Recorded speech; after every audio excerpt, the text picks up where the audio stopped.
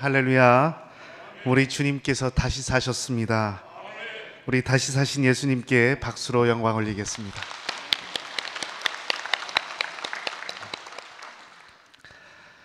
우리가 함께 부른 찬송가 164장은 예수 부활했으니입니다. 부활절에 가장 많이 부르는 찬송입니다. 참 은혜로운 찬송이지요. 예수 부활했으니 하면 할렐루야 하고 받습니다. 만민 찬송하여라 하면 할렐루야 하고 응창합니다. 마치 고난의 시간을 참고 있다가 할렐루야 마침내 함성을 터뜨리는 것처럼 죽음이란 어제의 절망을 넘어서 오늘의 부활에 동참하라는 찬송입니다. 그래서 웨슬리 선생님이요, 이 찬송의 제목을 붙이시는데 죄송합니다. 영어로 Christ alone is risen today 라고 합니다. 직역하면 그리스도께서 오늘 부활하셨다, 오늘 다시 사셨다라는 말입니다. 부활의 현재성을 노래한 곡이지요. 그렇습니다. 부활이란 단순히 과거의 사건이 아닙니다. 오늘 인생의 시간 속에 갇힌 어제의 일이 아닙니다. 지금 이 순간에도, 오늘 우리 삶에도 계속되는 하나님의 사건인 줄 믿습니다. 예수님께서 부활하셨습니다. 십자가 고통, 저 사막의 권세를 꺾고 승리하셨습니다. 이런 의미를 담아서 다시 한번 옆에 계신 분에게 이렇게 격려하며 인사합니다. 예수님 오늘 부활하셨습니다. 우리 주님 다시 사셨습니다. 부활의 기쁨이 충만한 우리 광림 남교회 되기를 간절히 바랍니다. 그래서요, 이 부활을 가장 잘 표현한 것이 있다면 계란일 겁니다. 여러분, 부활절이면 교회에서 먹는 계란이 있지요. 소금에 찍어 먹기도 하고 몇 개씩 드시기도 하는 계란입니다. 여러분, 이 달걀만큼 부활을 잘 설명하는 것도 없습니다. 흔히 줄탁동시라고 합니다. 줄, 병아리가 깨어나기 위해서 안에서 껍질을 쪼는 행위입니다. 탁, 어미가 밖에서 껍질을 쪼는 일이지요. 이 둘이 동시에 이루어질 때에 병아리는 알에서 나옵니다. 마찬가지로 부활은 무엇입니까? 하나님의 외적인 역사, 다시 살리시는 생명의 역사와 예수님을 향한 믿음, 부활의 첫 열매 되시는 예수님을 향한 온전한 믿음 가운데 이루어지는 것이 부활입니다. 여러분, 상상해 보세요. 병아리가 알을 깨고 나왔을 때의 신비. 병아리에게 알은 전부였습니다.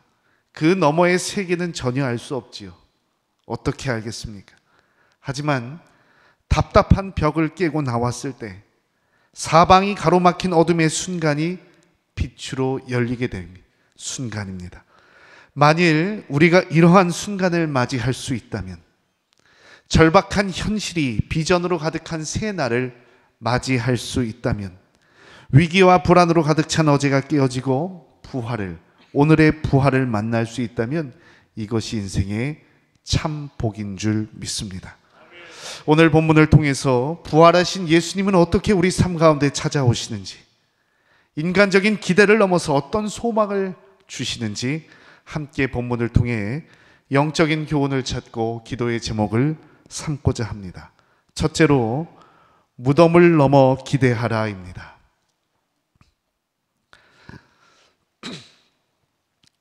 오늘 말씀에 보면요, 절망이란 알 속에 갇힌 사람이 등장합니다. 바로 마리아지요. 마리아는요, 슬픔에 쌓인 채 일상을 눈물로 적실 수밖에 없었습니다. 그녀가 얼마나 예수님을 사랑했는지 우리는 본문을 통해서 잘 알 수 있습니다. 오늘 말씀 11절 보시면 마리아는 울고 있습니다. 어디서 울고 있습니까? 예수님의 무덤가에서 울고 있습니다. 읽지는 않았지만 1절 보시면 예수님의 죽음을 가장 먼저 찾아가 위로했던 사람이 마리아입니다. 그녀는 어떠한 제자들보다 먼저 예수님의 무덤을 찾았습니다. 그리고 그곳을 떠나지 못하고 예수님을 그리워했습니다. 여러분, 그렇기에 무덤이란 무엇입니까? 무덤은 첫째, 인간의 유한함을 직면하는 자리입니다. 누구도 피할 수 없는 죽음을 상기시켜주는 곳이 무덤입니다. 왜 우리가 묘원이나 묘지에 가면 나도 언젠간 저렇게 되겠지라는 생각을 갖잖아요. 그렇습니다. 우리는 죽을 수밖에 없습니다. 창세기 3장 19절 말씀처럼 흙으로 돌아갈 수밖에 없습니다. 오늘도 저 무덤을 바라보면서 우리는 인생의 한계를 자각합니다. 둘째로 무덤은 무엇입니까? 무덤은 닫힌 공간입니다. 오늘 말씀에 보면 마리아가 11절 무덤 밖에 서서라고 합니다. 무덤은요, 산자와 죽은 자를 나누는 경계입니다. 열린 장소가 아니라 무덤은 닫힌 공간입니다. 무덤은 들려주지 않습니다. 무덤은 보여주지 않습니다. 무덤은 반응하지 않습니다. 그저 우리는 무덤 앞에서 슬퍼할 수밖에 없습니다. 일방적인 추모를 강요하는 공간, 무덤입니다. 그래서 셋째, 무덤은 산자를 다스리기 위한 공간입니다. 무슨 말이냐? 철학자 미셀 푸코에 의하면 무덤은 죽은 자를 위한 장소가 아니라는 거예요. 살아있는 자를 통제하고 교육하기 위한 수단입니다. 그래서 조금 어려운 말로 하면 무덤은 권력과 지식이 작동하는 장치라고 합니다. 예를 들어서 조선시대의 왕릉을 보시기 바랍니다. 왜 하나같이 화려하고 거대할까요? 이는 단지 죽은 왕을 위한 장소가 아닙니다. 유교의 통치 이념, 왕권의 정당성을 가르치기 위한 상징입니다. 중국의 진시 황릉이나 이집트의 피라미드나 메카의 마호메트의 무덤 또한 마찬가지죠. 아마도 고대인들은요, 거대한 무덤을 보면서 저 왕은 신성한 존재였고 지금의 후계자 역시 성스러운 존재라고 생각했을 겁니다. 죽음을 넘어선 영속적인 통치를 인정할 수밖에 없는 것이죠. 그래서 푸코는 말합니다. 당신이 무엇을 기억하고 어디에 묻힐지 권력에 따라 달라진다. 종합하면 무덤은 무엇입니까? 무덤은 인간의 연약함입니다. 닫힌, 고립된 공간입니다. 무덤은 죽음까지도 조정하고 통제하려는 수단입니다. 그렇기에 무덤, 이 두 글자만큼 우리의 인생을 잘 표현하는 단어가 어디에 있을까요? 언젠가 큰 어려움을 당하신 분이 하셨던 말씀이 기억납니다. 내 인생이 무덤 같다라는 겁니다. 살았지만 살 수 없는 삶, 고난이 목을 조여와 숨조차 쉴 수 없는 삶이 내 인생이다 라는 것을 듣게 되었습니다. 프란츠 카프카는 다음과 같이 말했습니다. 우리는 긴 터널 속에서 사고를 당한 열차 승객과 같다. 거기서는 입구에 빛이 보이지 않으며 출구의 빛도 희미하다. 사람들은 두리번거리며 빛을 찾아보지만 우리 주변은 온통 괴물뿐이고 어디가 입구인지 출구인지 알 수 없다. 목사님 너무 염세적이에요. 비관적이에요. 어쩔 수 없습니다. 누군가에게는요, 한바탕 유흥거리에 지나지 않은 푼돈이 누군가에게는 생존이 달려있는 전부입니다. 내가 아무리 인생을 긍정하려고 해도 내가 알지 못하는 세계 반대편에는요, 오늘도 표현할 수 없는 이 무덤과 같은 지옥이 펼쳐지고 있습니다. 사랑하는 이와의 헤어짐, 예기치 않은 실패, 이유를 알 수 없는 경제적인 어려움들, 힘의 벅찬 노동과 관계와 건강으로 인한 고난까지, 이게 우리의 인생이죠. 우리는 어떻게 해야 할까요? 오늘 본문을 통해서 우리는 분명히 알게 됩니다. 비록 이 세상은 무덤과 같은 공간이어도 예수님의 무덤은 비어 있었다라는 사실입니다. 예수님은 그곳에 계시지 않았어요.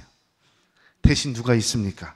12절 말씀 보시면 흰옷 입은 두 천사가 예수의 시체 뉘었던 곳에 하나는 머리편에 하나는 발편에 앉았더라 라고 합니다. 우리의 인생은 여전히 고립되어 보입니다. 하지만 예수님의 공간은 열려 있습니다. 그곳은 사방이 지배하는 곳이 아니라, 죽음이 지배하는 곳이 아니라 거룩한 천사가 부활의 생명을 알리는 공간입니다. 무슨 뜻일까요? 내 인생도 예수님께서 들어오시면 살아있는 공간이 된다는 겁니다. 환량한 이 마음도 예수님께서 오시면 생명의 자리가 되는 줄 믿습니다. 요한계시록 3장 20절입니다. 볼지어다 내가 문 밖에 서서 두드리노니 누구든지 내 음성을 듣고 문을 열면 내가 그에게로 들어가 그와 더불어 먹고 그는 나와 더불어 먹으리라. 아멘. 부활하신 예수님 기쁨으로 영접하는 저와 여러분 되기를 간절히 축원합니다. 한 목사님이요, 교회 학교에서 이제 부활절 한 주 전에, 그러니까 종료주일이죠, 아이들에게 상자를 나눠주면서 이 안에 생명을 하나씩 넣어와라 라는 숙제를 내주었다고 합니다. 목사님은 기대하는 마음으로 부활절에 한 명 한 명 아이들을 불러서 상자를 열어보게 합니다. 어떤 아이는 상자 속에 나비를 넣었습니다. 또 어떤 아이는 상자 속에 꽃을 담았습니다. 그런데 한 학생의 차례가 다가왔습니다. 텅 비어있는 상자를 가지고 온 겁니다. 그래서 선생님은요, 목사님은 이 학생에게 숙제를 이해하지 못했니? 라고 묻습니다. 그랬더니 학생은 즐거워 보이는 얼굴로 말합니다. 목사님, 저는 이 안에 예수님을 담아왔습니다. 이 상자는 예수님의 빈 무덤입니다. 하지만 목사님이 예수님이 부활하셨다고 했으니까 제 상자는 비어 있을 수밖에 없습니다. 그렇습니다. 여러분, 기독교는 무덤의 종교가 아닙니다. 인생의 유한성과 죽은 권력을 자랑하는 가르침이 아닙니다. 무덤을 열고 다시 사신 예수님, 부활하신 주님과 함께하는 생명이 우리 기독교인 줄 믿습니다. 우리 인생은요, 이 인생에서 끝나지 않습니다. 우리의 끝은 영생으로 이어진 열린 결말인 줄 믿습니다. 오늘도 예수님 부르며 부활이요 생명이신 예수님과 함께하는 저와 여러분 되기를 간절히 축원합니다. 둘째로, 찾아오신 예수님을 바라보라입니다. 찾아오신 예수님을 바라보라. 오늘 말씀해 보면 예수님 어김없이 찾아오십니다. 부활하신 예수님, 슬픔에 빠진 저 여인을 외면치 않고 다가오시죠. 그리고 말씀하십니다. 15절입니다. 여자여, 어찌하여 울며 누구를 찾느냐. 여러분, 이는 마리아뿐만 아니라 거친 인생을 살고 있는 우리를 향한 예수님의 음성인 줄 믿습니다. 누구를 찾느냐? 내가 지금 찾고 있는 이가 누구냐? 우리는 인생 중에 참 많은 이들을 찾지요. 찾는 이가 곧 나를 말해줍니다. 아마도 마리아는 인간 예수님을 찾았는지 모릅니다. 여러분, 마리아의 신앙이 어떤 신앙이었을까요? 우리는 요한복음 11장 나사로의 이야기를 통해서 당시 사람들의 믿음을 볼 수 있습니다. 예수님께서 말씀하십니다. 내 오라비가 살아나리라. 나사로가 살아나리라. 그랬더니 마르다는 말합니다. 마지막 날 부활 때에는 다시 살아날 줄을 내가 아나이다. 이것이 당시를 살던 유대인들의 생각이었습니다. 유대인들의 믿음이었습니다. 언제 부활하냐? 저 마지막 날에 부활한다는 거죠. 저 최후의 심판이 있어요. 저 마지막 날에 장차 부활하게 될 것이다. 이들은 이렇게 생각했습니다. 하지만 예수님은 말씀하십니다. 요한복음 11장 25절에서 26절입니다. 예수께서 이르시되 나는 부활이요 생명이니 나를 믿는 자는 죽어도 살겠고 무릇 살아서 나를 믿는 자는 영원히 죽지 아니하리니 이것을 내가 믿느냐. 그때 받는 부활도 있지만, 장차 받는 부활, 아직 이루어지지 않은 부활도 있지만 이미 이루신 부활도 있습니다. 저 마지막 날 받게 되는 부활도 있지만 오늘 우리 삶 가운데 이루시는 부활도 있습니다. 그래서 성도 여러분, 우리는 이미와 아직 가운데 살아갑니다. 이미 부활의 첫 열매 되신 예수님과 아직 이루어지지 않은 그 부활 사이에 살아가고 있는 것이 바로 우리입니다. 이미 도래했으나 아직 완성되지 않는 하나님 나라를 살아가는 것, 우리 성도의 삶인 줄 믿습니다. 여러분 생각해 보시기 바랍니다. 아직만 바라보면, 저 때만 생각하면 이미의 삶을 상실하게 되는 거예요. 수동적인 기다림의 신앙은요, 오늘의 의미를 잃어버립니다.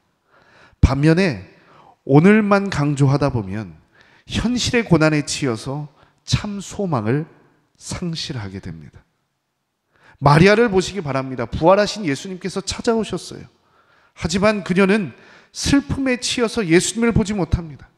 내 일상의 한복판에 예수님 찾아오셨으나 보지 못하는 거예요. 아직의 신앙만 강조한 나머지 이미 이루신 부활을 보지 못하는 겁니다. 예수님을 동산지기로 착각합니다. 마리아가 부르는 호칭만 봐도 알 수 있죠. 랍비 무슨 뜻입니까? 선생님이란 뜻입니다. 우리도 마찬가지입니다. 현실의 냉혹한 벽에 부딪혀서 오늘의 부활의 삶이 믿어지지 않는 거예요. 예수님께서 부활하셨다고 그래서 내 인생과 무슨 상관이 있는데, 오늘 내 삶을 바꿀 것이라는 그 기대가 사라진 겁니다. 예수님께서 오셔서 새로운 피조물로 내 인생을 회복시킬 거란 소망이 사라져버린 겁니다. 여러분 어떻게 해야 할까요? 다시 사신 예수님, 부활의 첫 열매 되신 예수님에 대한 믿음이 필요합니다. 부활하신 예수님을 믿을 때, 오늘 찾아오신 그 성령님의 도우심을 구할 때 우리는 인생의 새로움을 경험하게 될 줄 믿습니다. 사도 바울 선생님도 로마서 8장에서 동일하게 이야기하죠. 오늘은 어떤 시간이냐? 오늘 내 인생은 어떤 시간이냐? 고통과 기쁨이 병존하는 시간이다라는 겁니다. 그래서 이렇게 이야기합니다. 피조물이 이제까지 다 함께 탄식하며 함께 고통을 겪고 있는 것을 우리가 아느니라. 지금은 고통의 시간이라는 거예요. 하지만 그럼에도 잊지 말아야 할 것이 예수님께서 부활하심으로 하나님의 능력이 우리 안에 이미 들어와 있다는 겁니다. 어떤 형태로 들어와 있죠? 성령으로 함께 하신다는 거예요. 여전히 내 인생은 무덤과 같은 삶입니다. 답답한 오늘입니다. 하지만 지금 이 순간에도 우리 성령께서 함께 하십니다. 이것이 부활의 증거요, 이루실 하나님 나라의 표징인 줄 믿습니다. 바울은 말합니다. 이와 같이 성령도 우리의 연약함을 도우시나니 우리는 마땅히 기도할 바를 알지 못하나 오직 성령이 말할 수 없는 탄식으로 우리를 위하여 친히 간구하시느니라. 마음을 살피시는 이가 성령의 생각을 하시나니 이는 성령이 하나님의 뜻대로 성도를 위하여 간구하시느니라. 우리가 알거니와 하나님을 사랑하는 자 곧 그의 뜻대로 부르심을 입은 자들에게는 모든 것이 합력하여 선을 이루느니라. 아멘. 우리는 기도할 바를 알지 못해요. 마치 무덤가에 서서 울고 있는 마리아처럼 무엇을 찾고 있는지, 누구를 찾고 있는지, 무엇을 구하고 있는지, 왜 살아가는지 망각해버립니다. 그저 슬픔에 빠져 허덕이는 것이 우리의 인생이지요. 하지만 이 순간에도 성령께서 함께 하시는 줄 믿습니다. 요한복음 16장 7절입니다. 그러나 내가 너에게 실상을 말하노니 내가 떠나가는 것이 너에게 유익이라. 내가 떠나가지 아니하면 보혜사가 너희에게로 오시지 아니할 것이요 내가 그를 너희에게로 보내리니 그가 와서 죄에 대하여 의에 대하여 심판에 대하여 세상을 책망하시리라. 누가 오십니까? 부활하심으로 성령께서 오십니다. 우리는 이 성령의 도우심으로 저 부활의 기쁨을 누리는 줄 믿습니다. 그래서 뉴욕 리디머 교회의 팀 켈러 목사님은 이렇게 이야기합니다. 예수님의 부활은 신기한 마술이 아니라 침략이다. 예수님의 부활이 침략이라는 거예요. 왜 침략일까요? 이 죽음이 지배하는 세상에, 생명이 없는 세상에 인생을 해방시킬 침략군으로 우리 예수님께서 오셨다는 거예요. 그리고 말합니다. 지금부터 성령의 능력으로 그리스도의 삶을 재창조한다.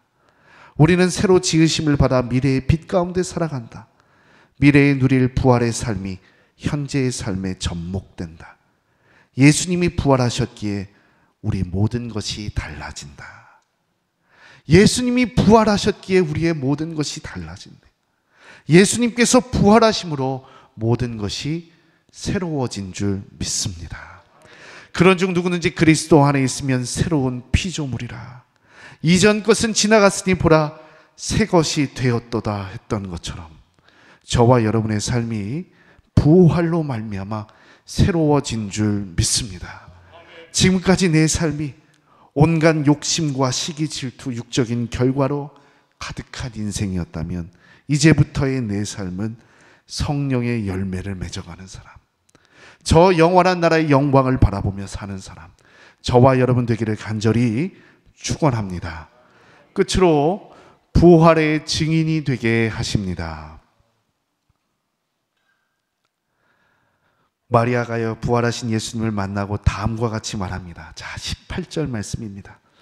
자, 18절 말씀 마리아의 고백인데요, 우리의 고백이길 간절히 축원합니다. 우리 함께 한 목소리로 다시 한번 읽겠습니다. 막달라 마리아가 가서 제자들에게 내가 주를 보았다 하고 또 주께서 자기에게 이렇게 말씀하셨다 이러니라. 아멘. 내가 주를 보았다. 내가 부활하신 주님을 보았다. 내가 그 주님의 음성을 들었다. 여러분, 마리아는 뭡니까? 부활의 증인으로 다시 태어난 겁니다. 그렇습니다. 우리 주님은, 부활하신 예수님은 사람을 바꾸시는 줄 믿습니다. 슬픔에 빠진 마리아, 의심에 빠진 도마, 자책감에 빠진 베드로, 사람을 바꾸어 변화시키는 줄 믿습니다. 오늘 내 인생에 찾아오셔서 나를 변화시키시는 줄 믿습니다. 여러분, 우리 인생을 어떻게 정의할 수 있을까요? 언젠가 다 변하고 사라질 것들 속에서 나는 무엇을 보고 들었다 말할 수 있을까요? 분명한 건요, 이게 참 신비인 게, 육적인 예수님을 알지 못했던 사람, 일명식도 없었던 사람, 한 번도 마주친 적이 없었던 사람들, 이 바울과 초대교회 성도들을 통해서 부활이 전파되고 로마 사회가 변화됩니다. 그렇습니다. 우리가 만나야 할 것은요, 육적인 예수님이 아니에요. 이전에 알고 있었던 역사적인 예수님이 아닙니다. 우리가 만나야 할 분은 부활하신 예수님, 영광의 몸을 입고 오늘 이 자리에 함께 하시는 예수님인 줄 믿습니다. 오늘 이 자리에 부활하신 예수님 함께 하십니다. 그 예수님과 함께 만나 성령으로 변화되는 저와 여러분 되기를 간절히 축원합니다. 사랑하는 성도 여러분, 부활절, 특별히 올해는 선교 140주년입니다. 1885년 4월 5일 아펜젤로와 언더우드는 인천 제물포항에 도착하여 이렇게 편지를 썼습니다. 부활절에 우리는 마침내 이곳에 도착했다. 사망의 철창을 깨부수고 부활하신 주님이 조선의 결박도 끊어주시고 이 나라 백성들을 하나님의 자녀로 빛과 자유의 세계로 인도해 주시기를 우리는 기도했다. 이런 기도를 올려드렸어요. 그렇습니다. 정말 이들이 올려드린 기도대로 하나님은 이루셨습니다. 당시 아펜젤로 나이가 27살이었대요. 언더우드의 나이가 26살이었습니다. 하나님은 이 젊은이들을 부활의 증인으로 삼아주셔서 그 기도를 이루신 줄 믿습니다. 당신의 뜻을 이 땅에 전하셨습니다. 그 부활의 증인들로 죄의 종노릇하던 이 어둠의 땅을 부활의 나라, 선교하는 나라로 세워주신 줄 믿습니다. 우리도 마찬가지입니다. 중요한 건 나를 둘러싼 환경이 아닙니다. 그곳이 무덤 같은 곳이건 바다 끝이건 인생의 끝이건 돌아올 수 없는 길이건 부활하신 예수님과 함께하면 그곳에 소망이 있는 줄 믿습니다. 오늘 부활하신 예수님과 뜨겁게 만나서 성령으로 변화되어서 부활의 증인으로 보고 들은 바 전달하는 저와 여러분 되기를 간절히 축원합니다. 기도하겠습니다. 슬픔이 눈을 가리고 절망이 귀를 적실 때에 어디인지 몰라 우리 두려웠습니다. 하지만 예수님 찾아오셔서 오늘 함께 하시니 부활하신 예수님과 함께 살아나는 인생 되게 하여 주시옵소서. 성령이 동행하시며 보호하시며 선한 길로 인도하실 줄 믿으며 예수 그리스도의 이름으로 기도합니다. 아멘.